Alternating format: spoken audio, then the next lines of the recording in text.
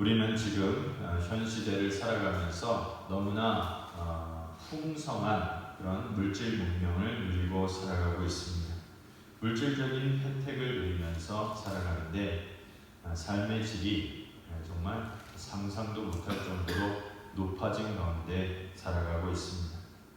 그렇지만 사람들 사이의 정은 점점 메말라가고 있고, 또 사람들 사이의 대화는 단절되고 있고, 서로 너무 미워하고 너무 싸우고 서로 적대시하면서 살아가고 있습니다. 좋은 것을 많이 누리고 풍요롭게 살아감에도 불구하고 사람들의 마음에 있는 담은 점점 높아져만 가고 있는 것입니다.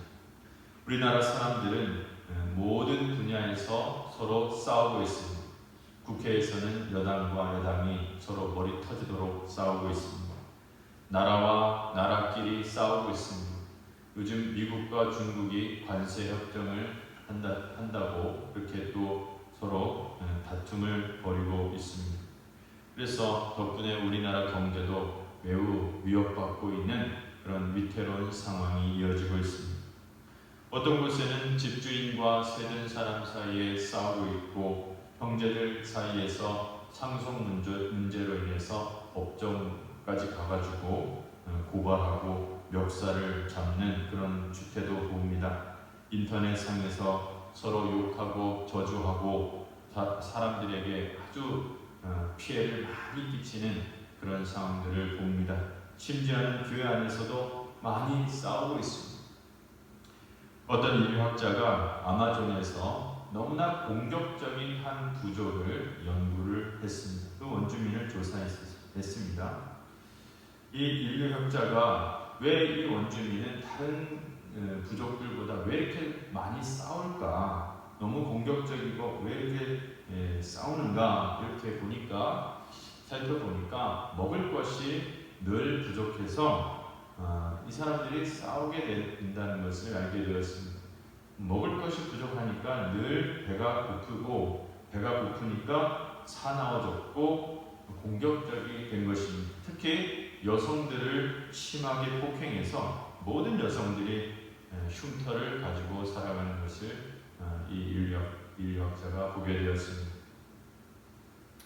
어렸을 때 읽었던 로빈슨 크루소라는 표류기 한 번쯤 읽어보셨겠죠?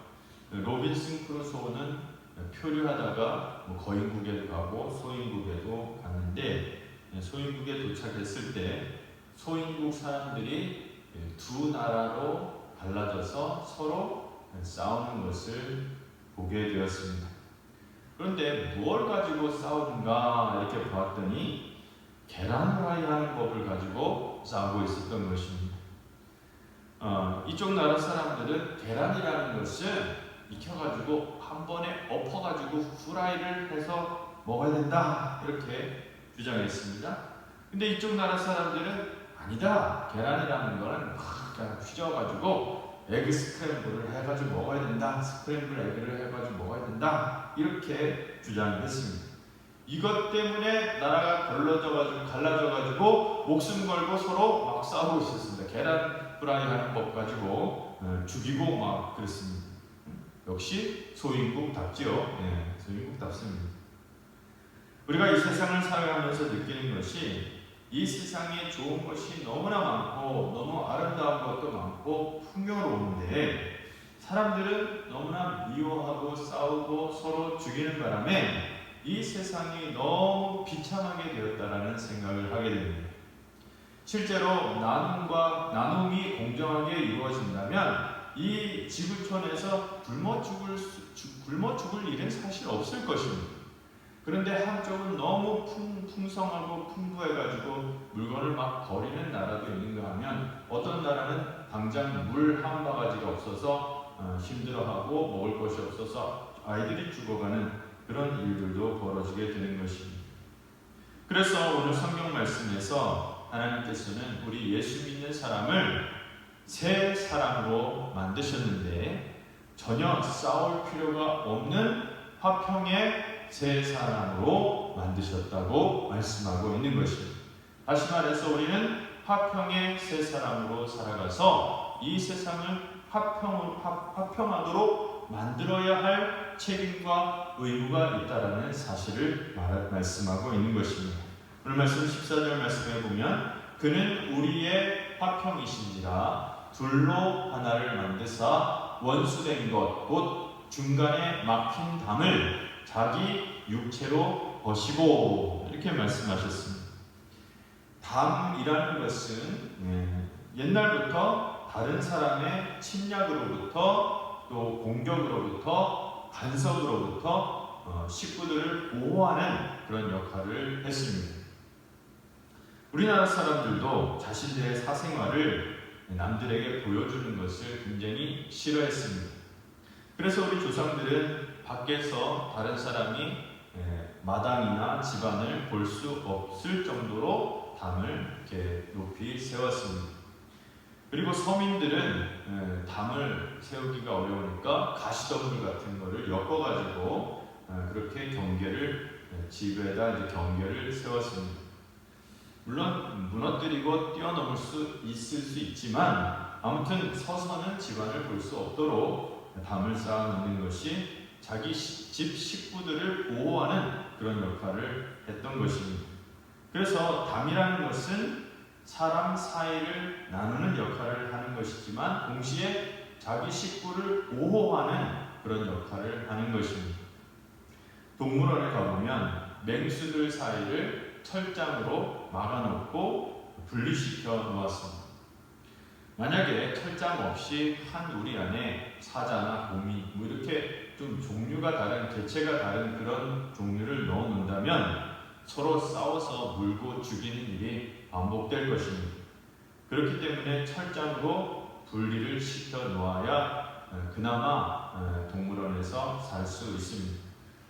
우리나라도 사실 남한과 북한 사이에 철조망이 놓여져 있습니다. 그리고 이 한계선이 있습니다. 앞으로 2km, 뒤로 2km 해서 약 4km 정도의 공간으로 떨어져 놓았는데 철조망이 있기 때문에 우리 남북한이 갈라져 있습니다만 반대로 이 철조망이 있기 때문에 우리가 안심하고 살아갈 수 있는 것도 사실입니다. 만약에 어느 날 담장이 무너지고 철장이 다 제거되고 철조망이 사라진다면 정말 평화에 자신 있을 때에 그렇게 하게 될 것입니다. 평화에 자신 있을 때 그때는 담장을 허물어뜨리고 철조망을 제거하게 될 것인데 이사야 선지자는 그때가 올 것이라고 예언한 바 있습니다. 이사야 11장 6절로 8절 말씀을 보면 그때에 이리가 어린 양과 함께 살며 표범이 어린 염소와 함께 누우며 송아지와 어린 사자와 살찐 짐승이 함께 있어 어린아이에게 끌리며 암소와 곰이 함께 먹으며 그것들의 새끼가 함께 엎드리며 사자가 소처럼 풀을 먹을 것이며 젖먹는 아이가 독사의 구멍에서 장난하며 젖된 어린아이가 독사의 불에 손을 넣을 것이라. 참으로 놀라운 일이 아닐 수가 없습니다. 이리와 어린 양은 같이 있을 수 없습니다. 성격이 다르고 생존 방식이 다르기 때문에 이리는 맹수고 다른 짐승을 잡아먹어야 하니까 공격적이고 사나울 수밖에 없고 이빨과 발톱이 아주 날카롭고 아주 힘이 셉니다. 그런데 어린 양은 초식 동물이니까 풀을 뜯어먹고 삽니다. 풀 뜯어먹으니까 다른 동물을 공격할 필요가 없고 다른 동물을 공격해서 식량을 마련할 이유가 없으며 양은 그럴 만한 힘도 없습니다.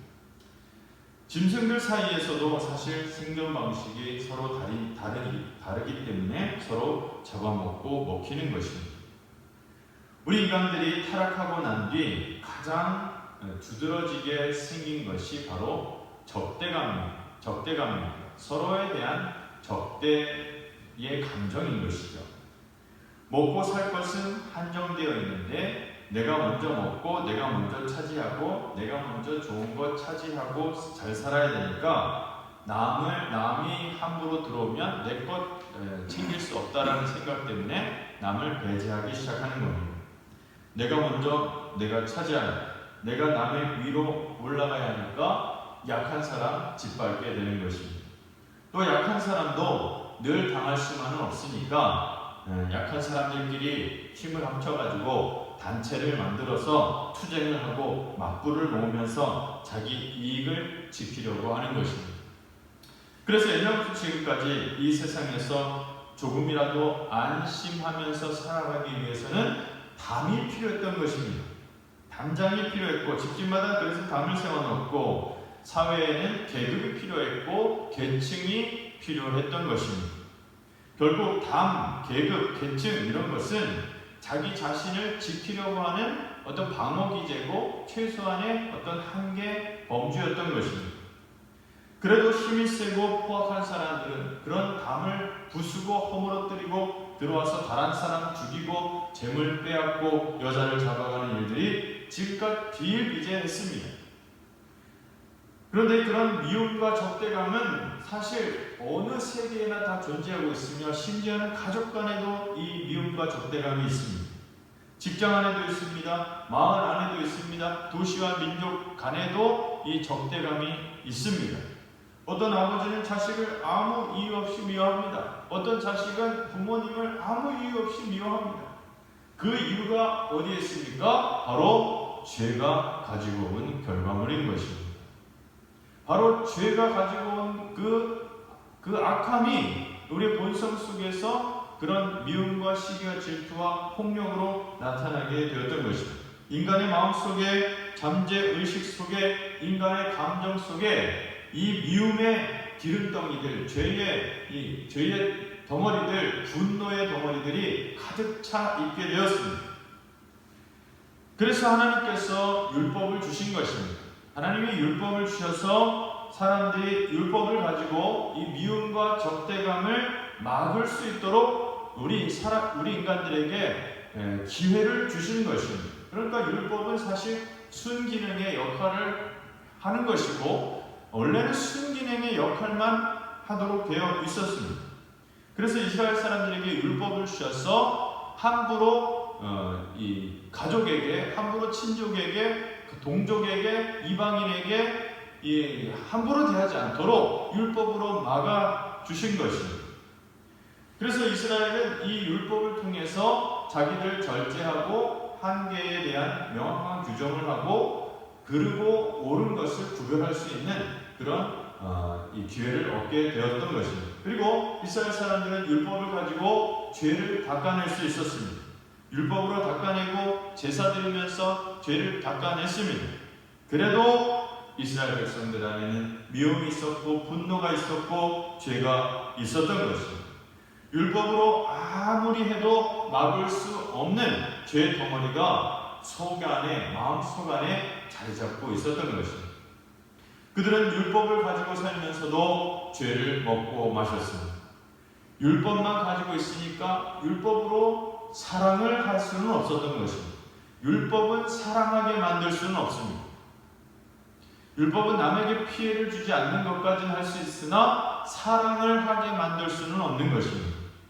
율법을 지킨다는 사람들은 율법을 지키지 못하는 사람들을 사랑하지 않았습니다. 나는 율법을 잘 지키는데 너는 왜 율법을 못 지켜? 너는 죽어도 마땅해. 너는 돌 맞아도 돼. 이러면서 정죄하고 미워했던 것입니다. 율법을 가지고 어떻게 사랑해야 하는지를 몰랐던 것입니다. 하나님의 사랑을 어떻게 율법을 가지고 이룰 수 있을지를 몰랐던 것입니다. 물론 율법의 정신은 사랑입니다. 이 사랑을 통해서 율법에 나타난 것입니다. 그런데 인간들은 율법만 가지고 사랑을 알 수 없었던 것입니다. 죄의 본성이 아직 남아있었기 때문이죠. 그래서 율법을 가지고 사랑하지 못하고 율법을 가지고 남을 공격하고 율법 가지고 저주하고 율법으로 남을 핍박했던 것입니다. 하나님이 주신 율법을 자기 마음대로 사용해서 죄를 더 크게 만들고 죄를 더 부각시키는 그런 결과가 나타나게 되었습니다. 그래서 율법으로 오히려 담을 쌓았습니다. 율법으로 남을 사랑하지 못하고 남을 정죄하고 율법으로 결국 사람을 죽이기까지 했던 것입니다.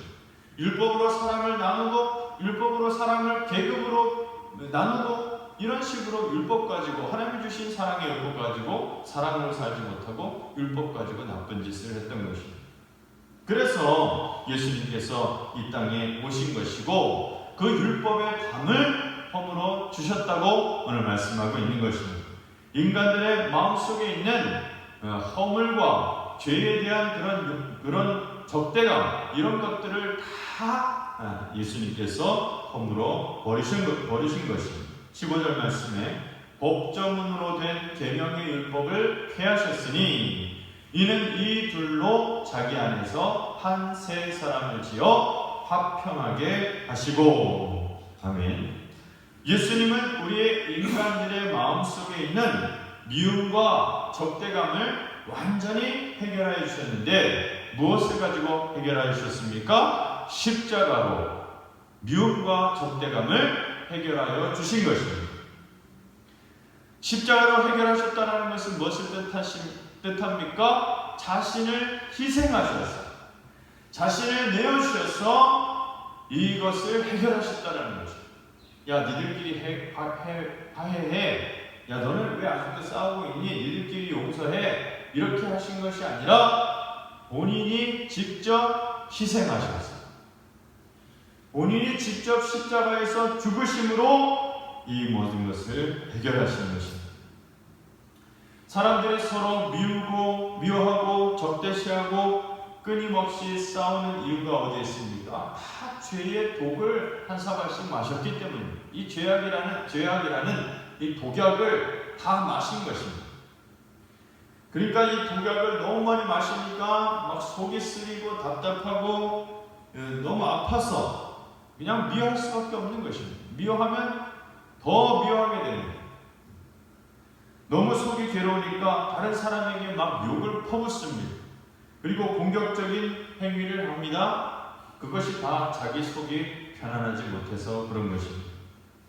남편은 아내를 못 살게 굽니다. 아내는 남편을 막 지지고 볶습니다. 부모는 자식은 부모를 못 살게 굽니다. 형제는 형제들끼리 반목하고 질시하고 막 서로 막 멱살잡이 합니다. 동네와 동네 간에 서로 싸우고 민족 안에서 싸우고 민족끼리 서로 싸웁니다. 심지어는 교회 안에서도 서로 싸우고 머리 터지도록 싸우고 있습니다.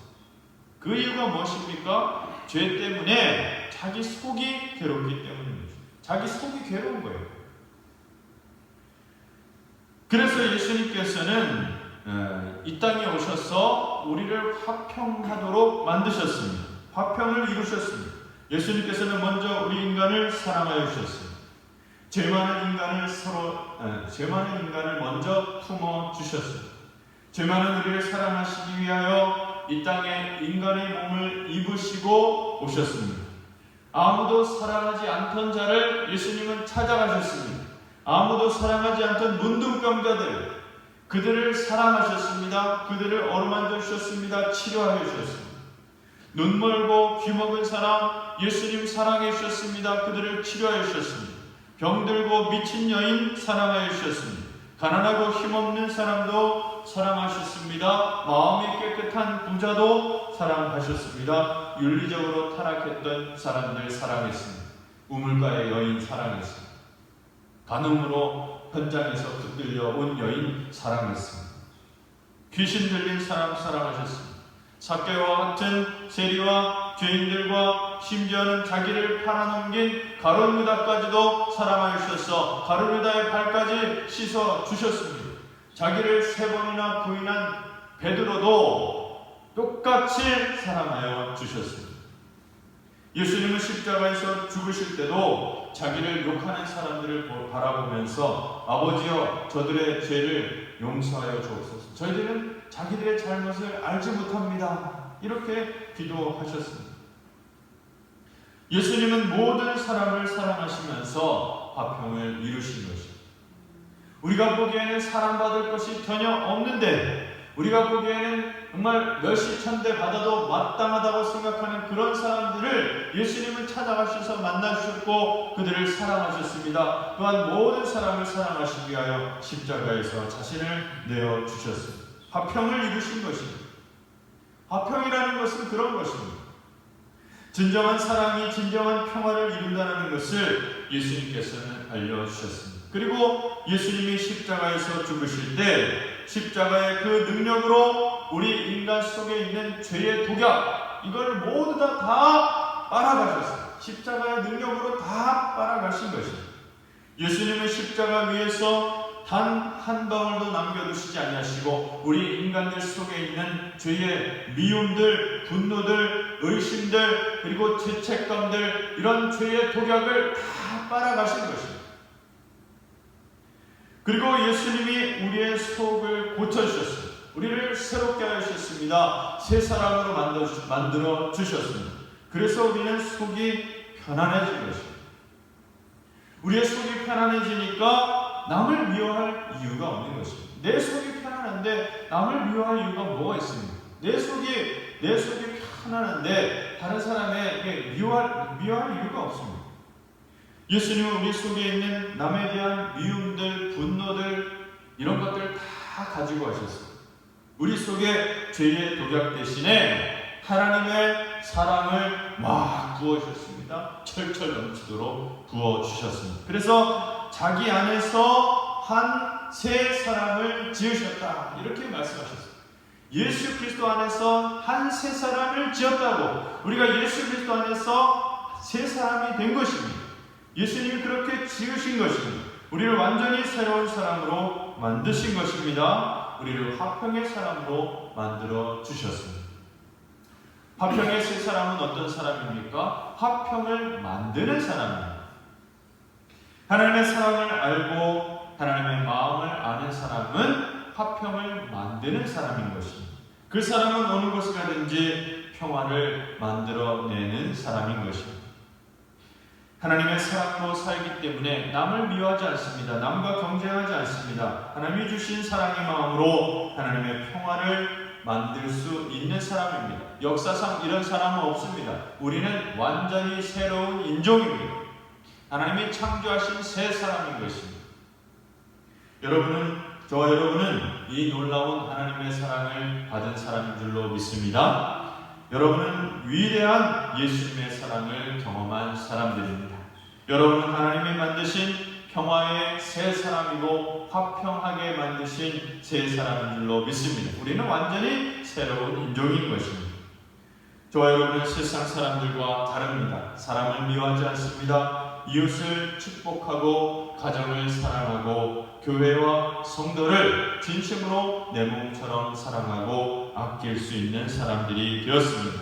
이 축복의 사람으로 존귀한 삶을 살아서 화평의 새 사람으로 하나님의 영광을 나타내고 그리스도의 존귀한 역사를 드러내는 평화의 주인공들이 다 되시기를 주의 이름으로 축원합니다. 기도하겠습니다.